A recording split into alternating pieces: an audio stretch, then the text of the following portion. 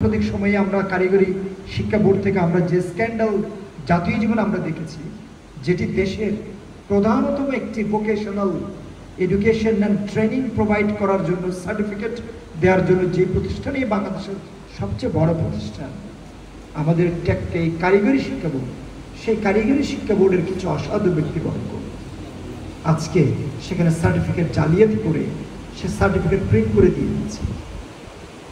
তো যদি তাই হয় আমাদের দেশের অবস্থা, তাহলে সেই স্রোতের বিপরীতে দাঁড়িয়ে অন্য একটি প্রতিষ্ঠান যদি তার গুণগত মান বজায় রাখার জন্য যদি বলে যে সামান্যটুকু ভুল করলেও আমরা কিন্তু তাকে আর ফেল করাই দিই, তাহলে আমরা আশার আলো দেখি, আমরা সেখানে সম্ভাবনার ছায়া দেখতে পাই। প্রিন্সিপাল সাহেব যখন আমাকে বলেছেন, তিনি দুইবার বলেছেন, আমি দুইবারে এই কথাটি শুনেছি, মনোযোগ দিয়ে শুনেছি, তারপর চোখটা বন্ধ করে ভাবলাম।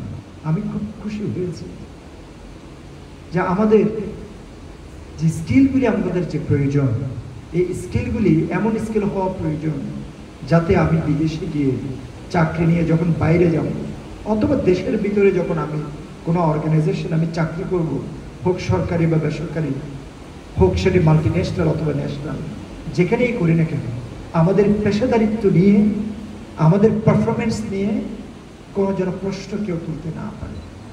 আমার যে সেবা, আমার যে কাজ, সেটি যে কাজই করি না কেন সেটি যেন আমি নিখুঁতভাবে করতে পারি, পেশাদারিত্বের সাথে করতে পারি, শতভাগ আন্তরিকতা দিয়ে করতে পারি, একদম ত্রুটি মুক্ত হয়ে যেন করতে পারি। সর্বশেষ যে প্রযুক্তি, সর্বশেষ যে নলেজ, যে লেটেস্ট যে জ্ঞান যেটি এসেছে, সেটিকে করায়ত্ত করে আমি যেন সেটা অ্যাপ্লাই করতে পারি। তো এই মানটুকু এখানে এই প্রতিষ্ঠান প্রদান করছেন, আর শুনে আমার ভালো লাগলো। আপনারা যারা বিভিন্ন জায়গা থেকে এসেছেন কোর্সগুলি করার জন্য, আপনাদের প্রতি বক্তব্য হবে খুব সরাসরি যদি বলি যে আমাদের কনভেনশনাল যে এডুকেশন সিস্টেম, সেখান থেকে খুব অল্প সংখ্যক লোকজন তারা যে জ্ঞানটুকু অর্জন করেছেন সেটা তাদের কর্মজীবনে এসে প্রয়োগ করতে পারে, স্ট্রেট ফরওয়ার্ড, ডিরেক্টলি। অধিকাংশ লোকজন তারা কিন্তু তাদের স্কুল কলেজ বিশ্ববিদ্যালয় থেকে যে শিক্ষাটা পেয়েছেন সেটি কিন্তু তাদের কর্মজীবনে তার কোনো ব্যবহার নেই, কর্মজীবনে তার কোনো ব্যবহার নেই। তিনি বিশ্ববিদ্যালয়ে কি পড়েছেন সেগুলির কোনো প্রয়োগ নেই। বেশি সংখ্যক মানুষের ক্ষেত্রে সেটাই সত্য। তাহলে আমরা চাকরি বাকরি উন্নতির শিখরে আমরা কিভাবে করছি?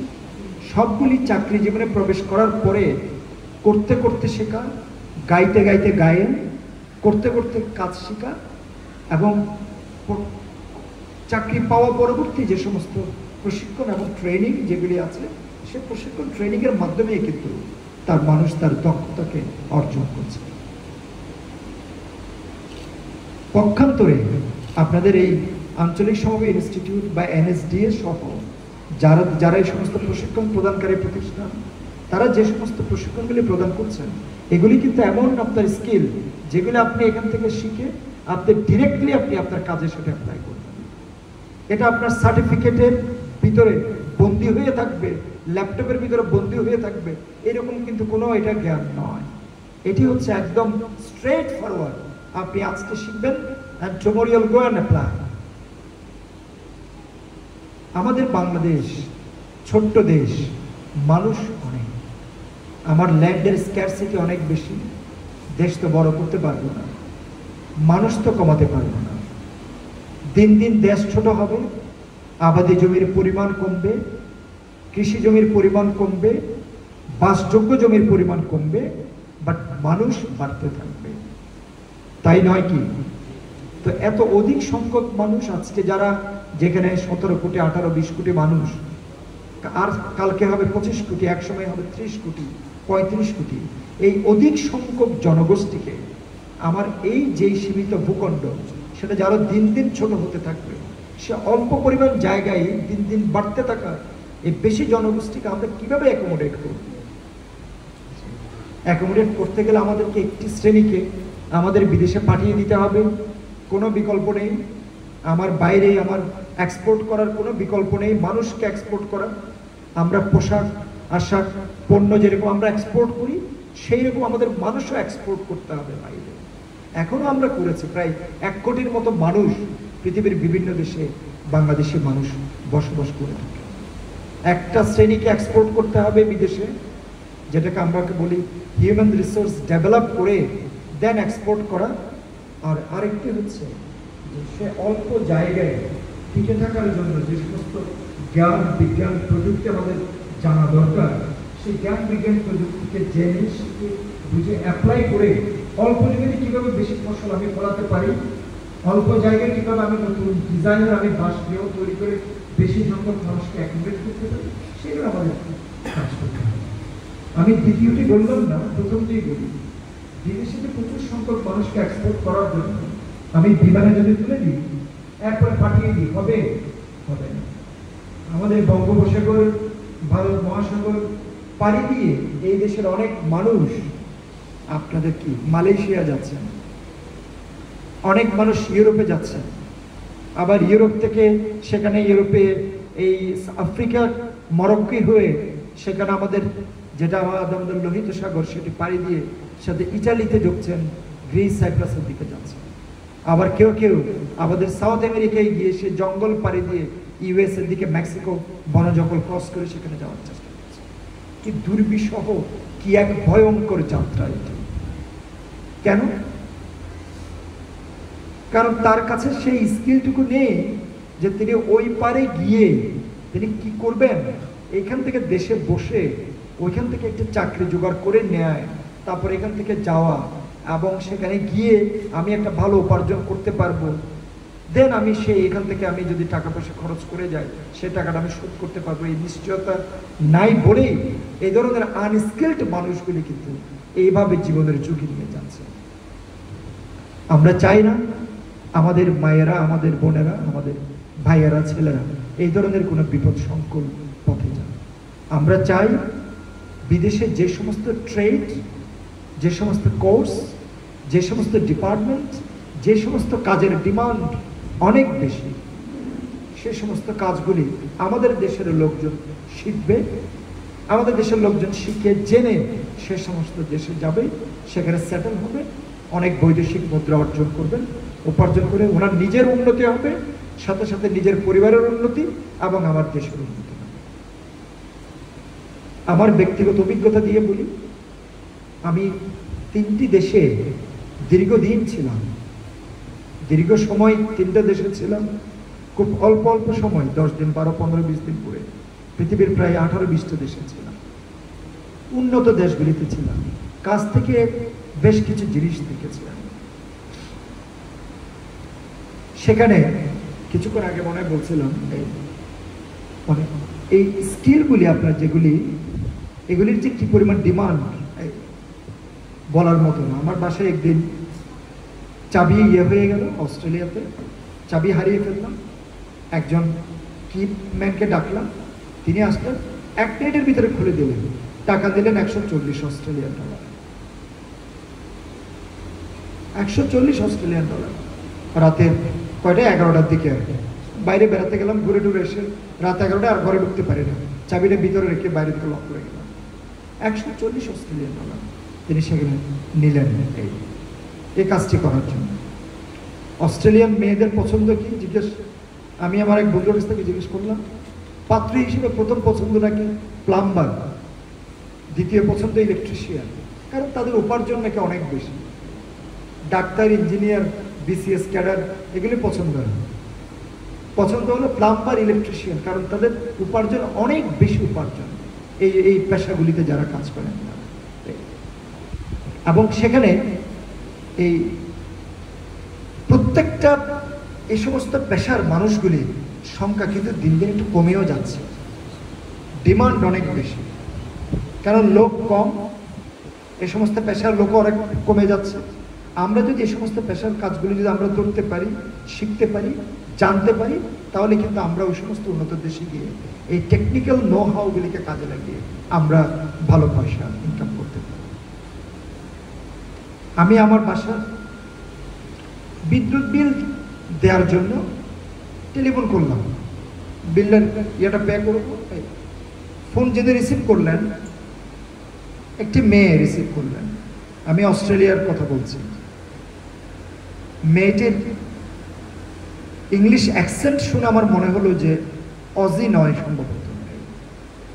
আমার অ্যাকসেন্ট তো বাংলাদেশি অ্যাকসেন্টই, অবশ্যই অস্ট্রেলিয়ান অ্যাকসেন্ট তো আমি বলতে পারি না। তো কথার এক পর্যায়ে আমি ফোন করলাম অ্যাডিলেডে, ওই অফিসটা অ্যাডিলেডে। তো মেয়েটি এক পর্যায়ে কথার এটা বলতে গিয়ে এক পর্যায়ে মেয়েটি বাংলা বলা শুরু করল।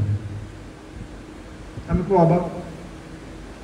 তারপর বললাম, এক পর্যায়ে বললাম, আমিও বাংলা বললাম, আপনি এডিলেডে কতদিন? মেয়েটি বলছে, আমি তো এডিলেড থেকে কথা বলছি না। আমি চমকে গেলাম, কোথা থেকে কথা বলছি? বললাম, আমি তো কলকাতা। আপনি কোথায়? সে জানে আমি অস্ট্রেলিয়াতে। আপনি কলকাতা? বলে হ্যাঁ, আমি তো কলকাতায়। আমি বললাম, আমি তো ফোন করেছি এখানে। বলছি, ইউ আর রাইট, আপনি ওখানে ফোন করেছেন সঠিক, বাট আপনার ফোন ডাইভার্ট হয়ে কলকাতায় আমার এখানে আসছে, এবং আপনার কি সার্ভিসটা প্রয়োজন? তিনি বসে আমার যে সার্ভিস প্রয়োজন সেটা কম্পিউটারে ঢুকে অনলাইনে বসে আমার এই বিদ্যুতের বিল, এটা সেটা, বিদ্যুতের কানেকশন, যেটা যেটা যা আছে সব তিনি সেখান থেকে করে দেবেন, যেটিকে আমরা বলছি আউটসোর্সিং। মেয়েটি তখন একটি বিশ্ববিদ্যালয়ের 4th ইয়ারে পড়ে, পার্ট টাইম জব করছে। দেশটা কোথায়, পৃথিবীটা কোথায় গিয়েছে? আমি সিডনিতে অস্ট্রেলিয়াতে বসে কল করেছি অস্ট্রেলিয়ার আরেকটি শহরে, অস্ট্রেলিয়ান একটা কোম্পানিকে কল করেছি। সে অস্ট্রেলিয়ান কোম্পানি তার নিজের ওই অফিসে ওখানে কোনো লোক না রেখে কলকে ডাইভার্ট করে আউটসোর্সিং করে দিয়েছেন কোথায়? কলকাতাতে, ইন্ডিয়াতে। অতএব তিনি কম্পিউটারে বসে আমার ওইটার ভিতরে আমার আইডি পাস ঢুকে, সিস্টেমের ভিতরে ঢুকে তো আমাকে সার্ভিসটা দিতে পারে। আমরা মোবাইলে যখন এই কোনো একটা টেলিফোন কোম্পানিকে আমরা কল করি, তখন তারা আমাদের এগুলো ঠিকঠাক করে দেন না? টেলিফোনে রেখে করে দেয় কিনা? এটা করে দেন। তো তিনি তার কম্পিউটারের ভিতরে ঢুকে দেখে, সিস্টেম ঢুকে আমার আইডি পাসওয়ার্ড বা আমার কাস্টমার ডিটেলসগুলো দেখে এই ইনফরমেশনগুলো বলে দেন, যেটা করার করে। তো নট নেসেসারিলি অস্ট্রেলিয়ান সেই কোম্পানির এই লোক সার্ভিসটা দেওয়ার জন্য আমাকে কোনো অস্ট্রেলিয়ান লোকের প্রয়োজন নাই, এবং ওই শহরেও দরকার নাই। পৃথিবীর যে কোনো প্রান্ত থেকে বসে সার্ভিসটা দেওয়া যাবে। তাহলে কোম্পানিটার লাভ কি? কোম্পানিটার লাভ হচ্ছে যে অস্ট্রেলিয়ান কাউকে নিয়োগ দিতে গেলে বেতন বেশি দিতে হতো, পয়সাটা বেশি দিতে হতো। অস্ট্রেলিয়াতে কোথাও যদি অফিস নিতে গেলে সে অফিসের ভাড়া, বিল্ডিংয়ের ভাড়া বেশি যেত। ওই কোম্পানি, অনলাইন কোম্পানি কি করেছেন? কিছুই না করে ইয়ে করেছেন, আউটসোর্সিং করে দিয়েছেন বাইরে। এটি বলার উদ্দেশ্য হচ্ছে যে আপনি এখানে বসে, পৃথিবীটা এখন এত হাতের মুঠোয়, এত সুযোগ এত কাছে চলে আসছে, আপনি এখানে বসেই পৃথিবীর বিভিন্ন জায়গায় কাজ করতে পারেন। আজকে থেকে 1 সপ্তাহ আগে আমার ডিসি অফিসে 4 জন ছেলে গেল, নরসিংদীর ছেলে। আগামী 5 এবং 6 বিজ্ঞান মেলা আয়োজন করবো আমরা। আমাদেরকে হেল্প করার জন্য এখানে একটা রোবোটিক্স ক্লাবের মতো একটা আছে, তারা 4টা ছেলে গেল। এর মধ্যে একটা ছেলে হয়ে গেল, সেও কি নরসিংদী কলেজ থেকে কি পড়াশোনা করেছে বা শেষ করতেছে। সে কিছু ডিজাইন আমাকে দেখালো যে এইভাবে স্যার এইভাবে করতে পারেন বিজ্ঞান মেলার কিছু ডিজাইন। তো প্রসঙ্গক্রমে বললো সে আউটসোর্সিং এর কাজ করে। কোথায় কাজ করছে? আমেরিকান ফ্লোরিডা মেয়রে কাজ করতেছেন তিনি বসে, একটা কাজ ডেলিভারি করছে। বসে আছে নরসিংদীতে ছেলেটা, ফ্লোরিডা রাজ্যের মেয়র অফিসের কাজকর্ম করে দিচ্ছে, অনলাইনে সার্ভিস পাঠিয়ে দিয়ে দিচ্ছে। আপনি এখানে বসেই আমাদের কত এগুলিকে হলো ফ্রিল্যান্সিং। আপনি যদি একজন ভালো ফ্রিল্যান্সার হন, আপনার যদি স্কিল থাকে, আপনার যদি দক্ষতা থাকে, আপনি কাজ খুঁজে নিতে পারবেন অনলাইনে, ইন্টারনেটে আপনি কাজ খুঁজে নিতে পারবেন। কাজ খুঁজে নিয়ে সেই কাজ আপনি ইন্টারনেটের মাধ্যমে আপনি ডেলিভারি দিয়ে দিতে পারবেন, আপনার অ্যাকাউন্টে টাকা চলে আসবে। আমি যা বলছি এগুলো তো কোনো গল্প না, এগুলো আমি বলছি আপনাকে বাস্তবতা। এই যে আমার নিজের প্রত্যক্ষ অভিজ্ঞতা বলছি। 2টা অভিজ্ঞতার বললাম। একটি অভিজ্ঞতা নরসিংদীর ছেলে, 5 দিন আগের কথা, আমার অফিসে। সে আমাদের এখন কিছু কাজকর্ম করে দিয়ে দিবে বলে, স্যার আমি এগুলো তো নিয়মিতই করেছি। এগুলি বলার উদ্দেশ্য লক্ষ্য হচ্ছে একটাই, আপনারা যে কাজটাই শিখছেন, যে যেটাই করছেন, কেউ বিউটিফিকেশন কোর্স শিখছেন, কেউ উইভিং কাজ শিখছেন, কেউ সুইং কাজ শিখছেন, কেউ অন্যান্য আপনার ইলেকট্রিশিয়ানের কাজ শিখছেন, অনেকগুলি মডিউলে আপনারা এখানে কাজগুলি করছেন। প্রত্যেকটা কাজগুলি হচ্ছে খুবই ইম্পর্টেন্ট, এবং প্রত্যেকটা কাজেই আপনি যদি প্রপারলি করতে পারেন, শিখতে পারেন, তাহলে আপনার দেশে কাজ আছে, বিদেশেও আপনার কাজ আছে, ইভেন আপনার দেশেও। আপনি খুব শুনতে আপনাদের খুব কষ্ট লাগবে, এই দেশে বিশাল অঙ্কের একটি টাকা এই দেশ থেকে বিদেশে চলে যায়, কারণ বিদেশি মানুষ এই দেশে এসে চাকরি করে এখান থেকে টাকা নিয়ে বিদেশে চলে যায়। আমরা যেমন বিদেশে গিয়ে চাকরি করি, আবার বিদেশে প্রচুর মানুষ এই দেশে চাকরি করে। পার্থক্য হলো, আমরা তো চাকরি করে বেতন পাই অল্প টাকা, খুব অল্প জ্ঞান নলেজের কাজ আমরা করি, আর বিদেশিরা যারা এখানে আসেন তারা কিন্তু এখানে মোটা টাকার এখান থেকে টাকা নিয়ে তারা বিদেশ চলে যাচ্ছে। আপনি নরসিংদীতে কি পরিমাণ বিদেশি মানুষ, চাইনিজ, জাপানিজ, কোরিয়ান মানুষ আছে, ইন্ডিয়ান, শ্রীলঙ্কার মানুষ আছে, আপনাদের কি কোনো ধারণা আছে? এই নরসিংদী জেলায় কি পরিমাণ জাপানিজ মানুষ, কি পরিমাণ কোরিয়ান মানুষ। আপনি পলাশে যান, পুরা গোরাশাল সার কারখানা পুরোটাই করছেন কে? All Japanese. আমাদের এখানে নাই কোথায়, আমাদের ইভেন কলেজ এডুকেশন সেক্টরে পর্যন্ত আপনি যে আব্দুল কাদের মোল্লা সিটি কলেজের সামনে যান, আপনি দেখেন বিদেশি শিক্ষক, সবই বিদেশি শিক্ষক। তো তারা তো পেট। আমার এই দেশ থেকে ইন্ডিয়ানরা, শ্রীলঙ্কার মানুষজন, নেপালিজ মানুষজন, আমাদের এখান থেকে চাইনিজ মানুষজন, কোরিয়ান মানুষজন, জাপানিজ মানুষজন যেই পরিমাণ টাকা নিয়ে চলে যাচ্ছে, বরং সেটা হলো আমরা যে পরিমাণ টাকা বিদেশ থেকে আনি তার চেয়ে অনেক বেশি টাকা আমাদের দেশ থেকে তারা নিয়ে চলে যাচ্ছে। তাহলে কি দাঁড়ালো? আপনি যদি কাজ ভালো পারেন, কাজ যদি ভালো শিখেন, তাহলে আপনার কাজ শুধু বিদেশে না, আপনি দেশেও কিন্তু আপনার কাজ আছে, ভালো রকমের কাজ আপনার আছে। তখন আমার আর বিদেশি কোনো লোককে এখানে আর জায়গা দেওয়া লাগবে না। এই কাজটা আমরা আপনাদেরকে দিতে পারি। কথাটা বোঝা গেল? আমি মনে হয় অনেক সময় নিয়েছি, অনেক সময় আর না নিই। শুধু এইটুকু আপনাদেরকে বলি যে আপনাদের বয়স, বেশিরভাগের বয়স অনেক বেশি নয়, চেহারায় দেখতে বুঝতে বেশি, খুব অল্প কিছু মানুষ ছাড়া বেশিরভাগ মানুষের বয়স খুব বেশি নয়। আপনি ইমানদারির সাথে, পেশাদারিত্বের সাথে, ন্যায় এবং সততার সাথে যদি কাজটা করেন, চাকরিটা করেন, সেটা উদ্যোক্তা হন, ব্যবসায়ী হন, চাকরি করেন, যেটা করেন সেটা যদি করেন, আর যে কোর্সটা আপনি এখানে শিখছেন, আগামী দিনেও যেগুলি শিখবেন সেগুলি যদি খুব নিখুঁতভাবে শিখেন, আই রিপিট, একদম নিখুঁতভাবে যদি শিখেন, ফাঁকিবাজি যদি করেন, ফাঁকিবাজিটা দিন শেষে ওনাদের সাথে নয়, ফাঁকিবাজিটা বেসিকলি নিজের সাথে ফাঁকিবাজি। আপনার শেখায় যদি ত্রুটি থাকে, আপনার শেখায় যদি গলত থাকে, ঘাটতি থাকে, তাহলে আপনি কিন্তু পরে একসময় টের পাবেন যে আমার এই শেখাটা সঠিক হয় নাই। আমি যদি আন্তরিকতা দিয়ে শিখতাম, আরো মনোযোগ দিয়ে শিখতাম, তাহলে কিন্তু আজকে আমি এখানে কষ্ট পেতে হতো না, অনেক ভালো করতাম। শেষ করি, আমি আপনাদের প্রতি এইটুকু অনুরোধ থাকবে, যে কোর্সগুলিতে আপনারা এখানে করছেন, আগামী দিনেও আর অনেকগুলি কোর্স করবেন, সকল কোর্সগুলি মনোযোগ দিয়ে করবেন, একদম খুব নিখুঁতভাবে শেখার চেষ্টা করবেন, একেবারে 100-তে 100 পারফেকশনিস্ট হবেন, মানে কোনো ভুল করা যাবে না। জাপানিজদের মতো, আমি 2 বছর 3 মাস জাপান ছিলাম, জাপানিজ লোকজনদের হলো একদম পারফেক্ট হওয়া লাগবে, 100 পারফেক্ট হতে হবে। একটু 19-20, এই যে আমাদের মধ্যে যে অস্থিরতা, আমরা কোনোভাবে জোড়াতালি দিয়ে বুঝ দেওয়ার যে প্রবণতা, ফাঁকিবাজি করার যে আমাদের মধ্যে যে প্রবণতা, হ্যাঁ, আমরা জোড়াতালি দিয়ে একটা কিছু করে দিয়ে বুঝ দিয়ে দেওয়া মানুষকে, এই যে এগুলি আমাদেরকে অনেক পিছিয়ে নিয়ে গিয়েছে পৃথিবীর অন্যান্য দেশের তুলনায়, এবং ব্যক্তিগতভাবেও আমরা অনেক পিছিয়ে গিয়েছি অন্য মানুষদের তুলনায়। এখন সময় এসেছে, পৃথিবী অনেক দূর এগিয়ে গিয়েছে। আপনারা ইতিমধ্যে 4th ইন্ডাস্ট্রিয়াল রেগুলেশনের কথা শুনেছেন, আধুনিক তথ্য প্রযুক্তিগুলি কি পরিমাণে স্মার্ট প্রযুক্তি চলে আসতেছে আপনারা সেগুলো শুনেছেন, আপনারা চ্যাট জিপিটির কথা শুনেছেন, আপনারা আর্টিফিশিয়াল ইন্টেলিজেন্সের কথা শুনেছেন। আর্টিফিশিয়াল ইন্টেলিজেন্স এতটা ডেভেলপ হয়ে গিয়েছে, আপনি কমান্ড করবেন, বেরিয়ে যাবে কাজ, প্রোডাক্ট চলে আসবে।